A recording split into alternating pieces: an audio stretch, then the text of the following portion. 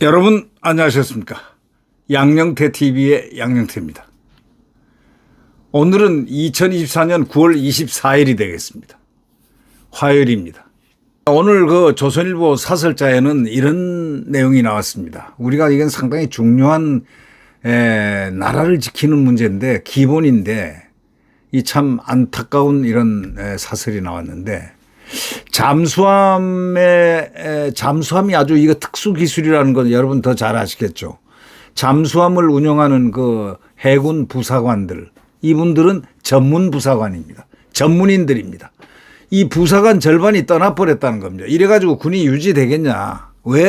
왜 절반이 떠났을까요?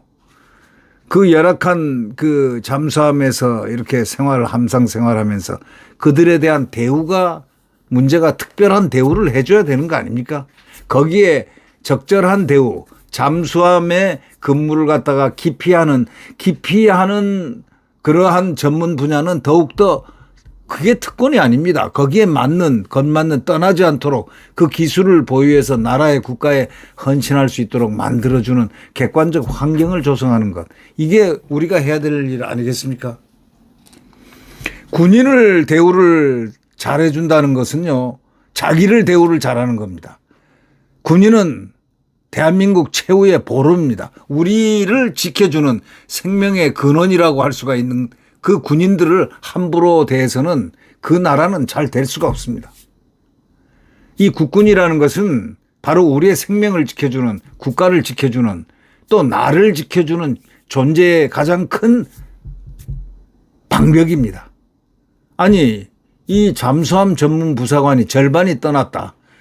아니, 지금 전쟁이 일어날 경우에는 이 잠수함 전쟁이라고도 할 수 있을 정도로 이 잠수함은 옛날 2차 대전부터 그만큼 유명했던 1차 대전, 2차 대전부터 이 잠수함의 존재가 그렇게 전쟁의 승패를 가른다는 것 잘 알고 있지 않습니까? 그런데 이 잠수함의 전문 부사관, 우리가 해양이 삼면으로 둘러싸여 있는데 이 부사관, 해군의 부사관을 이렇게 길러 놓으면은 떠나버린다 이거죠.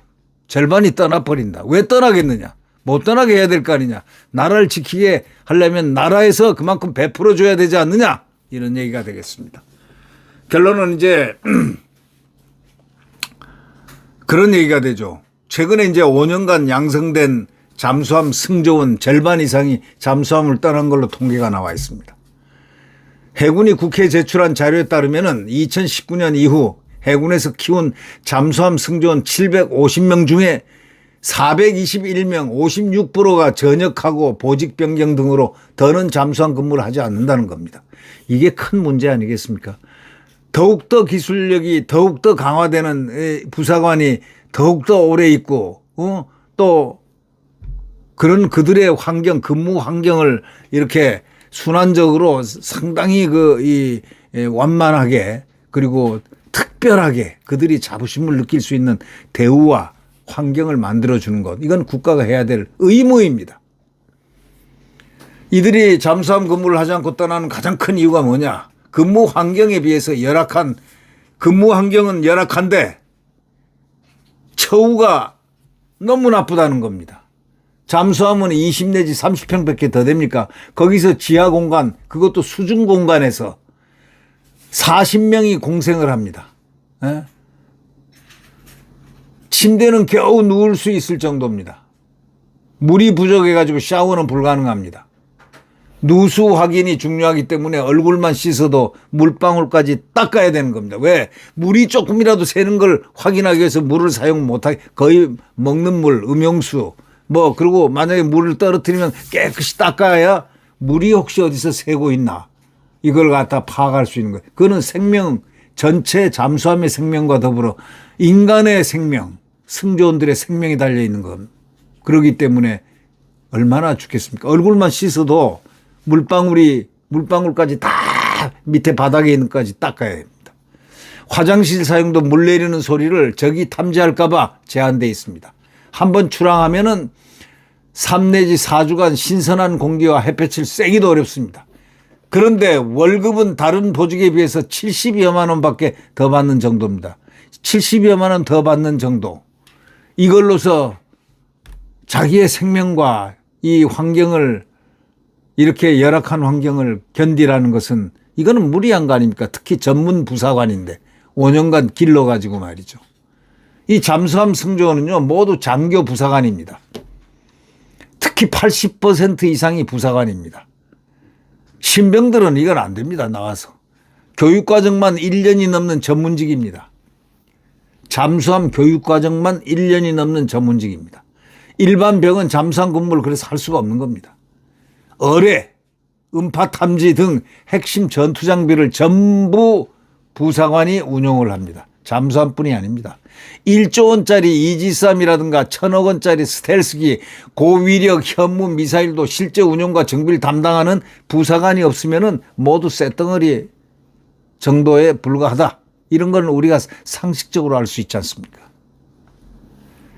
지금 이제는 첨단 전쟁이라고 하지 않습니까? 첨단 무기의 전쟁인데 육군, 해군, 공군이 첨단으로 무장하면 할수록 부사관의 역할은 더 커지고 부사관이 사실상 전쟁의 승패를 좌우하는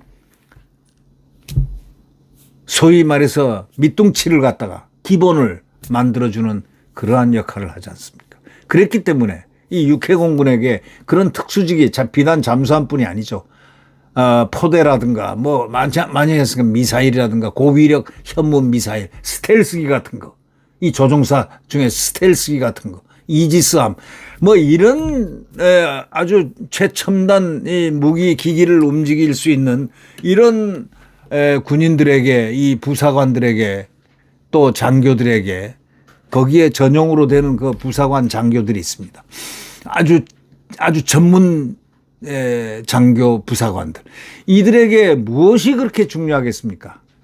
근무 환경을 최고도로 높여서 그들로 하여금 자긍심을 갖도록 해야 되는 게 그게 제일 중요한 거 아닙니까? 그렇지 않으면 이 기계가 쇳덩어리가 돼버려요. 잠수함도 쇳덩어리가 돼버리고 바다에 묻혀버리면 어떡합니까?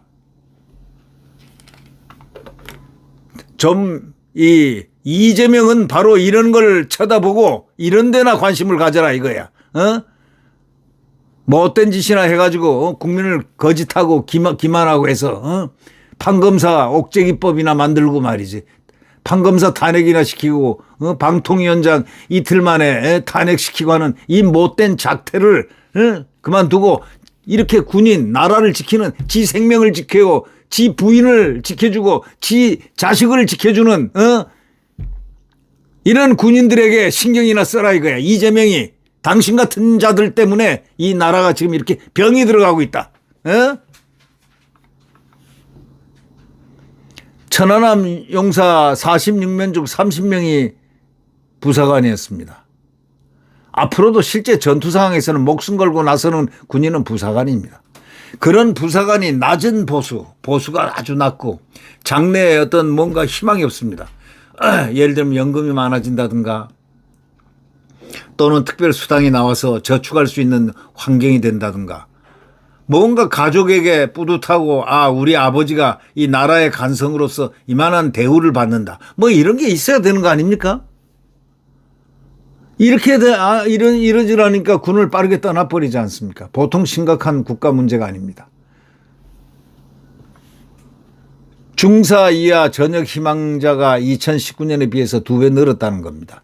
이건 상당히 비극입니다.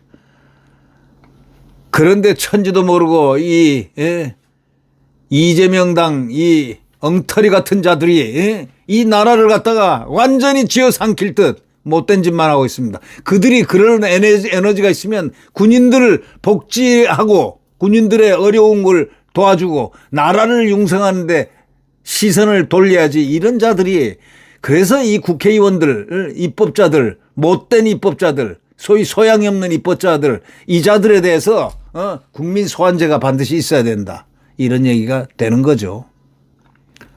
내년에 병장 월급이 200만 원을 넘으면서 실수령행에서 병장보다 적게 받는 초급 부사관이 나올 것이라는 우려도 있습니다.